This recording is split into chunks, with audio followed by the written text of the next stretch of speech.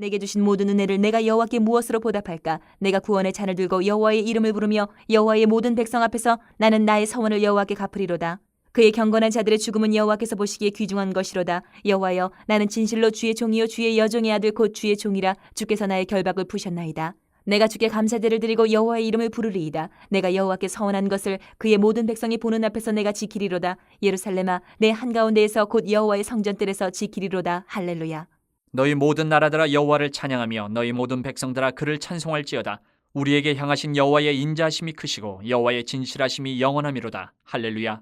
사람들은 누군가에게 이 도움을 받고 은혜를 입으면 보답을 하려고 합니다. 받은 은혜가 크면 클수록 보답도 크게 하려고 하는 마음이 우리 가운데는 있습니다. 근데 우리는 모두가 하나님으로부터 은혜를 받은 사람들입니다. 그렇다면 하나님께 어떻게 보답을 해야 할까?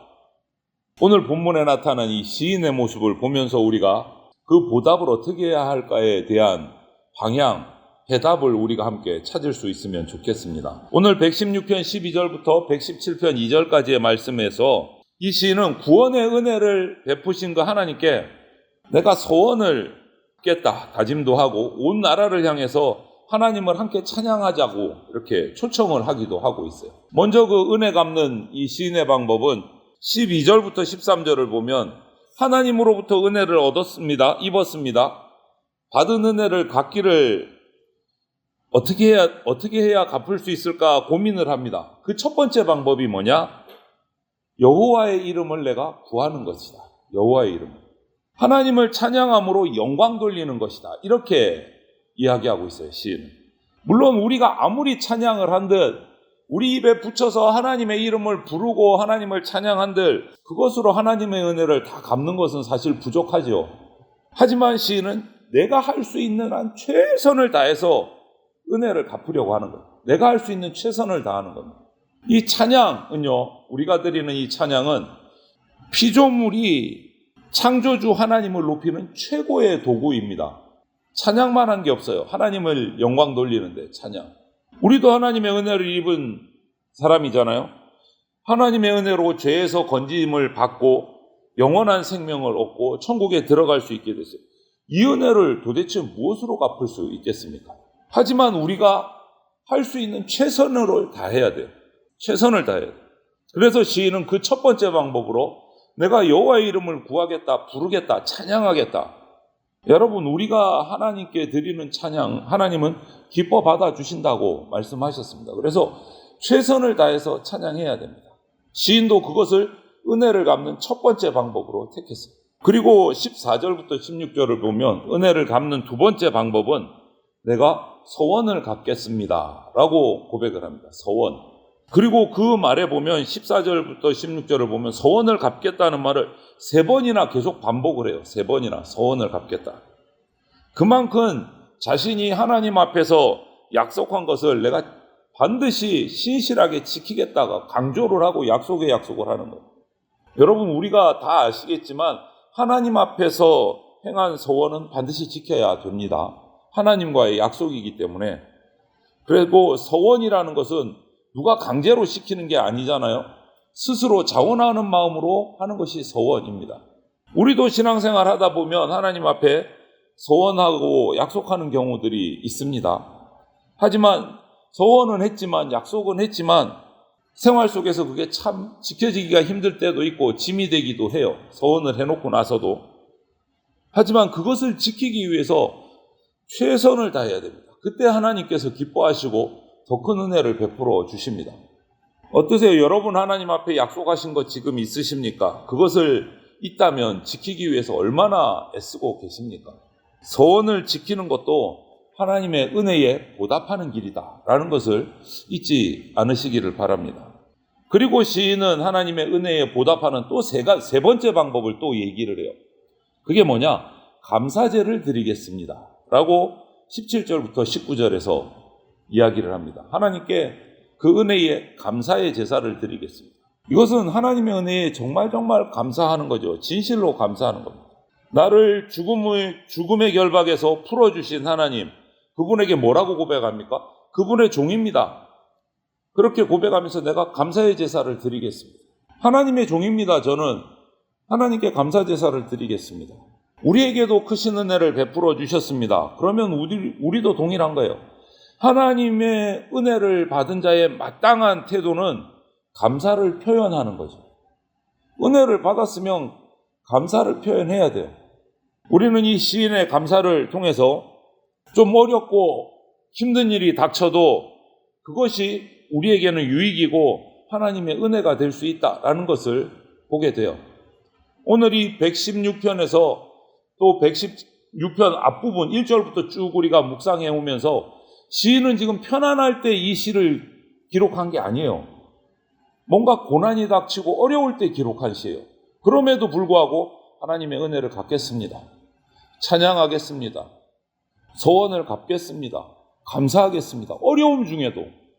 그렇기 때문에 이 고난과 역경은 성도에게 하나님의 은혜가 될 수 있고 성장할 수 있는 기회가 될 수 있다.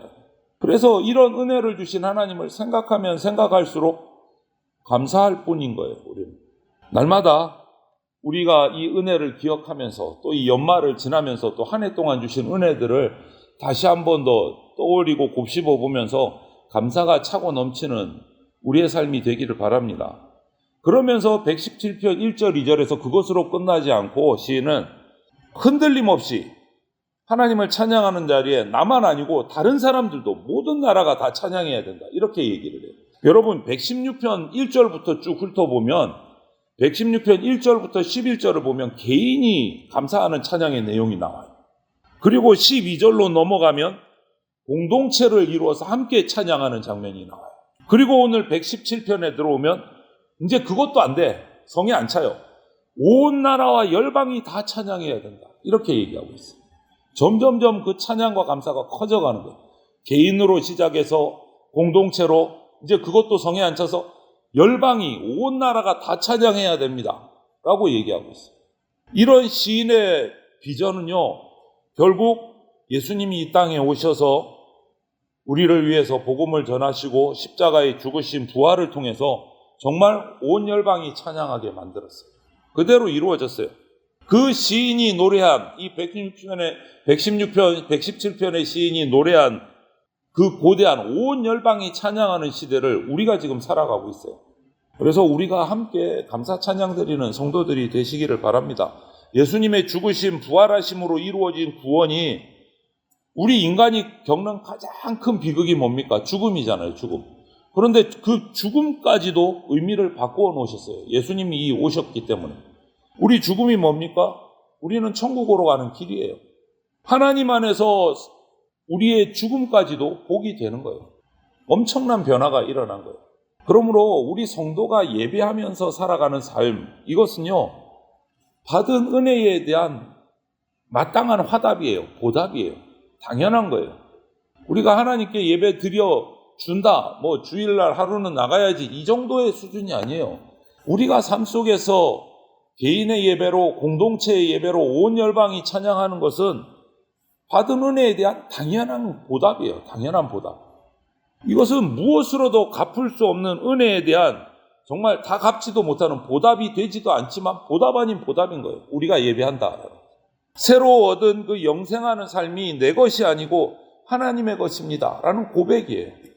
그렇기 때문에 자랑할 것도 없고 대가를 요구할 것도 없고 이것은 그냥 하나님 앞에 드린 보답하는 삶이 바로 감사하고 찬양하고 약속을 지키는 예배하는 삶인 거예요.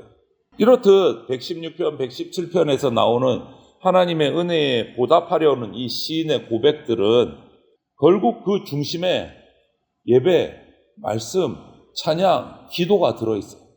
말씀과 기도, 예배가 들어있어요. 여러분, 이 말씀과 기도의 예배에 인생의 승리가 있습니다. 예배하는 삶이 승리합니다. 그리고 이 예배는 영적인 성장을 가져다 줍니다. 그 가운데 말씀과 기도가 있고 찬양이 있고 감사가 있기 때문에 지금 우리가 어떤 상황에 있는지 저는 다 모르지만 어떤 상황에 있든지 예배하시기를 바랍니다. 예배하시기를 바랍니다. 그 예배를 통해서 하나님의 은혜를 맛보고 감사하는 그러한 성도들이 다 되시기를 하나님의 은혜를 기억하고 보답하는 성도들이 되시기를 주님의 이름으로 축원을 드립니다. 아멘.